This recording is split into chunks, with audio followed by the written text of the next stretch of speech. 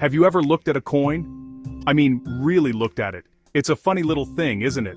A small flat disc of metal. We give it a value, say 1 cent or $1, and then we all agree to believe it. But what if that belief falters? What if the metal in the coin becomes more valuable than the number stamped on its face? Well, that is when things get interesting. For as long as we have had coins, people have been looking for ways to make a little extra from them. And one of the most direct, if rather risky ways, has always been to melt them down. It's a story of economics, desperation, and a surprising amount of ingenuity. This practice isn't some modern phenomenon born out of a fluctuating economy. Not at all. It's a tale as old as coinage itself.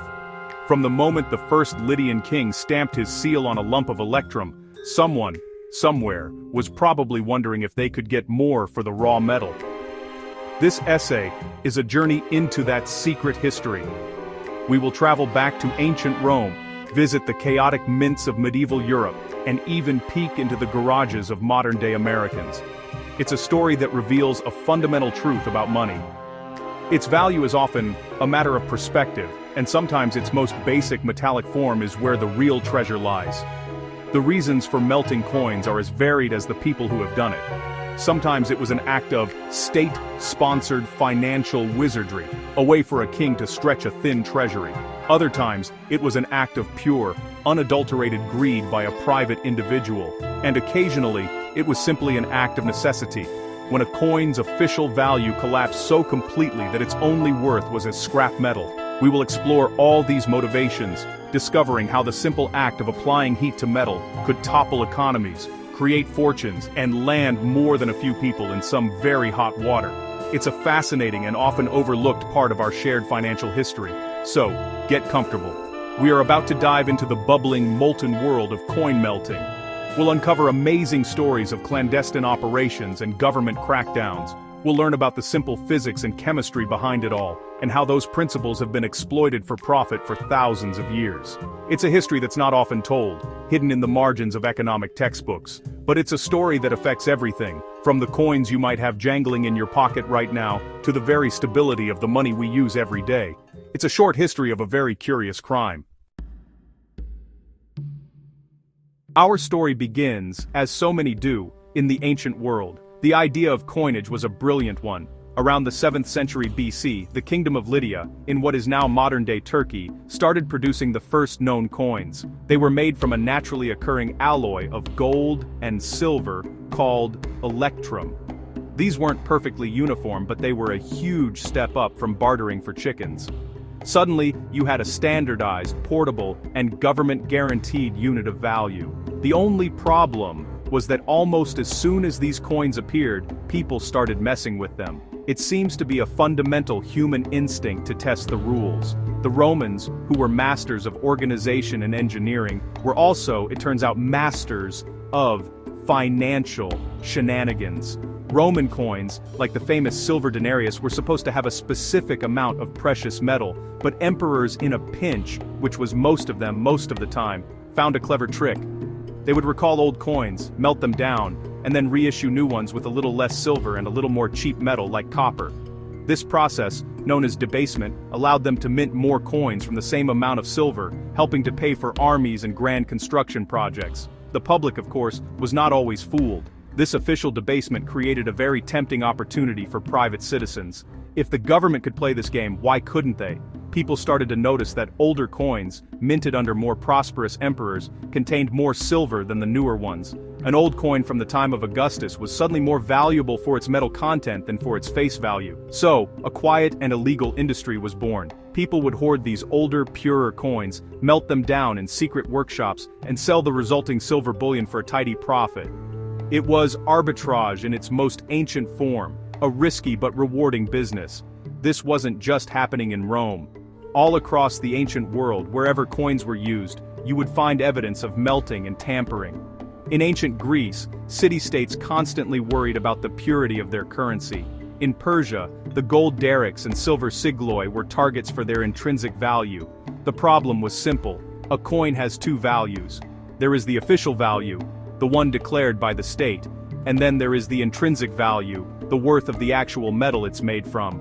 Whenever the intrinsic value climbed above the official value, you could bet that someone, somewhere, was firing up a furnace and getting ready to melt some money. The fundamental reason people melt coins is surprisingly simple. It's all about a concept called seigniorage, though you don't need to remember that word. It's the difference between the face value of a coin and the cost of its production. For a government, this is a source of profit. It might cost 3 cents to produce a quarter, giving the government a tidy 22-cent profit on every one it makes.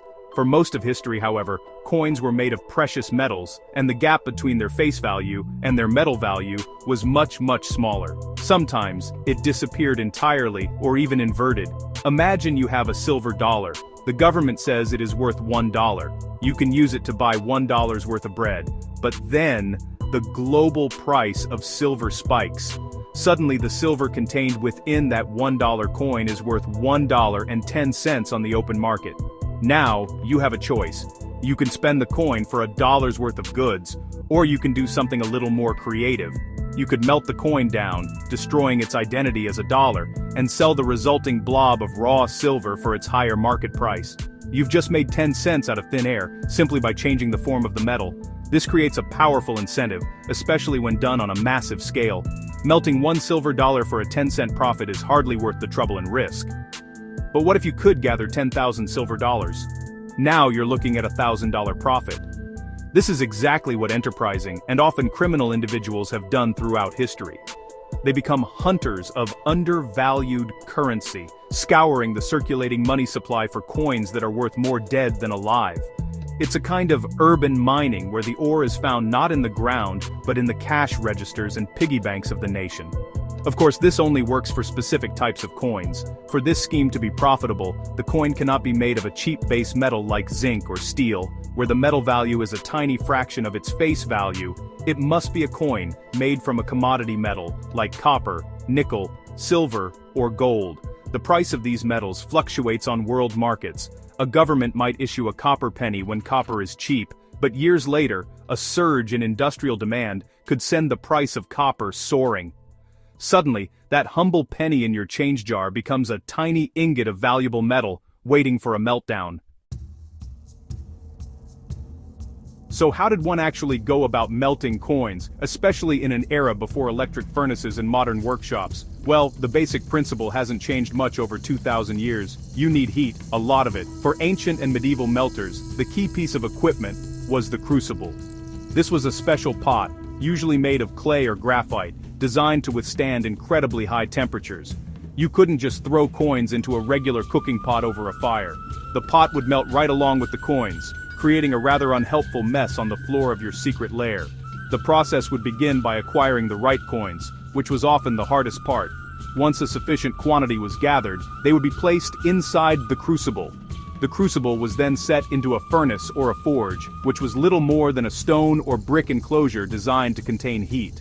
The melter would then get to work, pumping a bellows to force air into the burning charcoal or coal. This was crucial. The extra oxygen from the bellows made the fire burn significantly hotter, raising the temperature high enough to melt metals like silver, which melts at 1,763 degrees Fahrenheit, or copper at 1,984 degrees Fahrenheit. As the crucible glowed red hot, the coins inside would lose their shape, their proud engravings of emperors and eagles dissolving into a shimmering liquid pool. Any impurities or lighter metals, known as dross, would float to the surface. The melter would carefully skim this off with an iron tool, purifying the molten metal. The final step was to pour the liquid metal into a mold. These molds were often simple rectangular shapes made of stone or sand, designed to create a standard-sized bar or ingot. Once cooled, this anonymous bar of metal bore no trace of its former life as currency, making it much safer to transport and sell. This was dangerous and secretive work. The fumes from melting metals, especially alloys containing things like lead or arsenic, could be highly toxic. The risk of a severe burn from the furnace or a splash of molten metal was constant. And then there was the biggest danger of all, getting caught. This was not an activity you could do in your front yard. It required a hidden location, like a deep cellar, a secluded barn, or a workshop disguised as a legitimate blacksmith's forge. The telltale signs, the intense heat, the smoke, and the large stores of charcoal had to be carefully concealed from suspicious neighbors and watchful authorities. History is filled with fascinating and sometimes quite dramatic stories about coin melting. One of the most famous involves the great Sir Isaac Newton. Now we remember Newton for his work on gravity, calculus, and optics, but for 30 years, he also served as the warden and later master of the Royal Mint in England. At the end of the 17th century, England's currency was in a state of utter chaos. Widespread clipping, shaving tiny bits of silver from the edges of coins, had reduced the value of the money in circulation so much that a bag of coins was worth far more if melted down into bullion. Newton took on the problem with his characteristic intensity. He wasn't just a stuffy administrator. He became a detective. He went undercover in London's seediest taverns and workshops, gathering intelligence on the criminals who were melting the king's currency. His main adversary was a master counterfeiter and melter named William Chaloner. Chaloner was brilliant and audacious, running a massive operation that threatened to undermine the entire English economy. Newton pursued him relentlessly, gathering evidence and building a case that eventually sent Chaloner to the gallows in 1699. It was a high-stakes battle for the soul of England's money, fought by one of history's greatest minds. Another dramatic episode comes from the United States during the great silver rushes of the 19th century. In 1873, the U.S. government passed a coinage act that effectively ended the minting of silver dollars for circulation. This became famously known as the Crime of '73 by silver miners and farmers who wanted more money in circulation. However, a few years later, massive silver discoveries like the Comstock lode caused the price of silver to plummet. Suddenly, the older silver dollars that were still floating around were worth more than $1 in metal content. This kicked off a scramble to find and melt them, until the government changed the ratios again. Perhaps one of the most widespread, state-sponsored, melting efforts occurred in France during the French Revolution. The new revolutionary government was desperately short on funds to pay for its wars. It turned its eyes to the churches and the aristocracy, confiscating vast amounts of gold and silver in the form of chalices, plates, and jewelry. But they also systematically collected old royal coins bearing the face of the deposed and executed King Louis XVI. These were melted down by the ton, their royalist imagery erased in the furnace, and re-minted as new coins bearing the symbols of the Republic. It was a symbolic and financial act, wiping the slate of the old regime clean. Governments, as you might imagine, have never been fond of people melting their money. It's not just about the loss of a few coins, it's an attack on the very authority of the state. A government's power is tied to its ability to issue and control its currency. When citizens decide for themselves what a coin is worth and start melting it down, it undermines that control and can lead to severe coin shortages. So, from the very beginning, rulers have enacted strict laws to prohibit the practice, often with punishments that were, to put it mildly, quite severe. In the Roman Empire, damaging the image of the emperor, which included melting a coin bearing his face, was considered treason. Or, the penalties for treason were not pleasant. They could range from exile and confiscation of all your property to being thrown to wild beasts in the arena, or crucifixion. The message was clear. The emperor's coin was the emperor's property, and you were merely allowed to use it. To destroy it was to defy the emperor himself, and the consequences were designed to be a powerful deterrent to anyone thinking of firing up a secret smelter. This tradition of harsh punishment continued through the Middle Ages and into the early modern period. In England, under the same laws that Sir Isaac Newton used to prosecute William Chaloner, the act of melting down currency was treated as high treason. The standard punishment for men convicted of high treason was to be hanged, drawn, and quartered. This was a particularly gruesome and theatrical execution designed to strike terror into the hearts of would-be criminals. While not every coin melter met such a fate, the law stood as a stark warning of how seriously the crown protected its coinage. Today, the laws are still on the books, though the punishments are thankfully less medieval.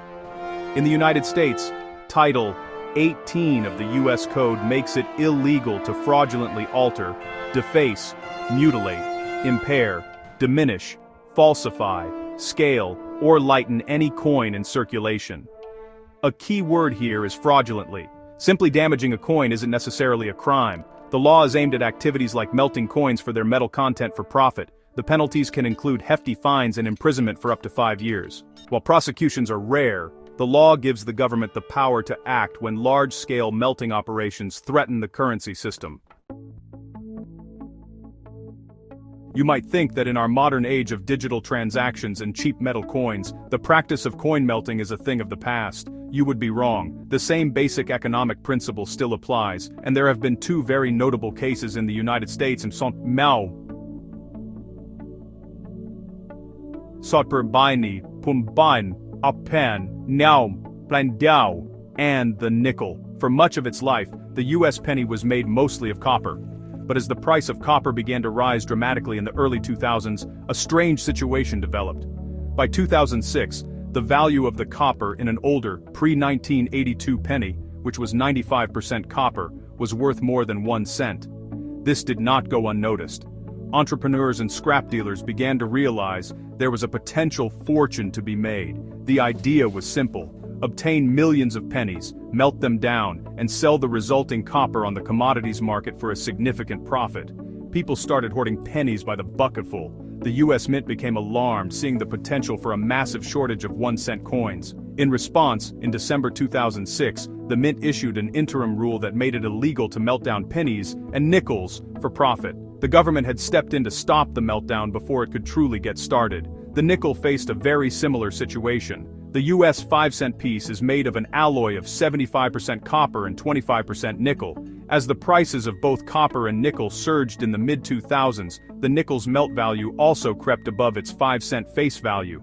At its peak, the metal in a single nickel was worth more than 7 cents. Once again, the temptation to melt the coins for profit was immense. The same 2006 regulations that protected the penny were also applied to the nickel, prohibiting their melting or exportation in large quantities for the purpose of recovering their metal content. These modern examples show that the ancient dance between face value and metal value is still very much alive. The US Mint was forced to change the composition of the penny in 1982, switching to a core of zinc with only a thin copper plating, precisely to avoid this problem.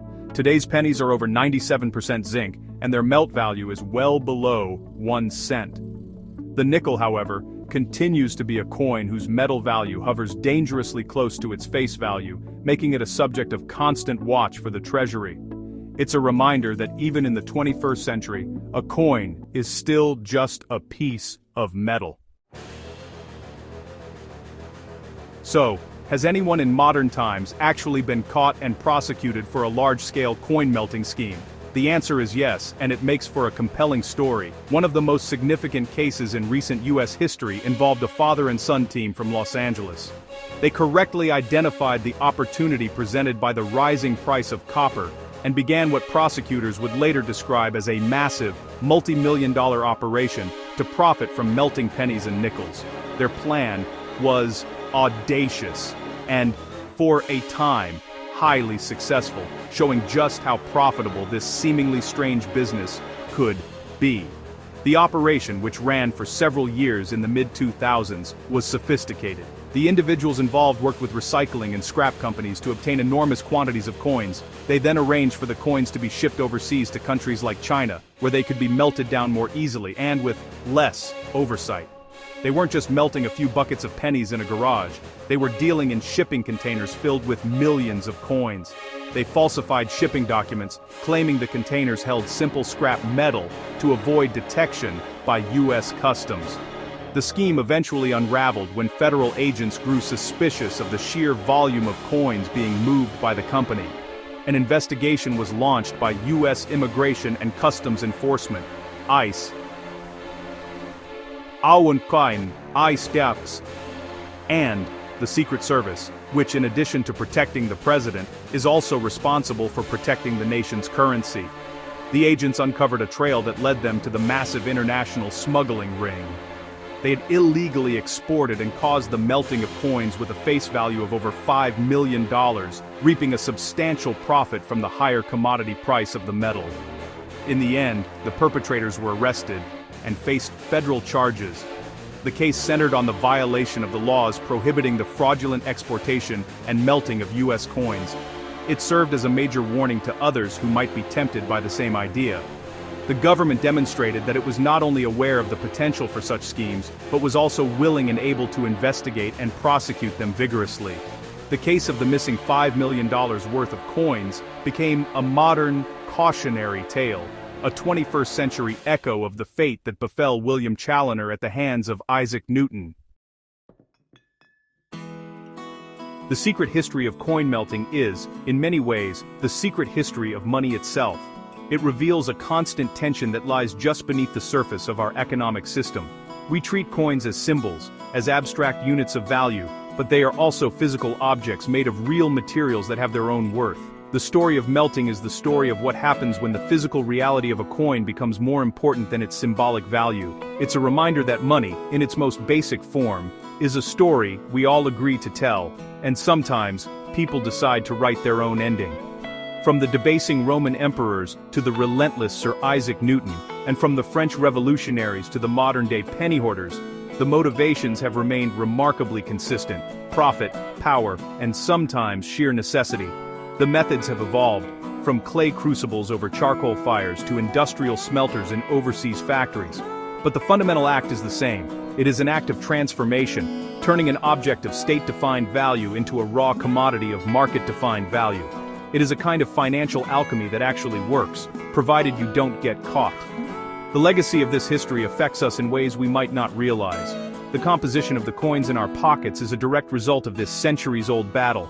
The switch of the American penny to zinc, the reduction of silver in quarters and dimes after 1964, and the ongoing debate about the future of the nickel are all chapters in this story. Governments and their mints are constantly performing a delicate balancing act, trying to create coins that are durable and recognizable, but not so intrinsically valuable that they become a target for the melting pot. So, the next time you hold a coin in your hand, take a moment to consider its dual identity. It is both a promise from a government and a tiny piece of metal. For most of its life, these two identities live in harmony. But as history has shown time and time again, under the right economic pressures, that harmony can break. The coin can revert to its elemental self, its destiny to be decided not by a government mint, but by the intense heat of a furnace. It's a fascinating hidden history, proving that sometimes the most interesting stories are found in the smallest of objects.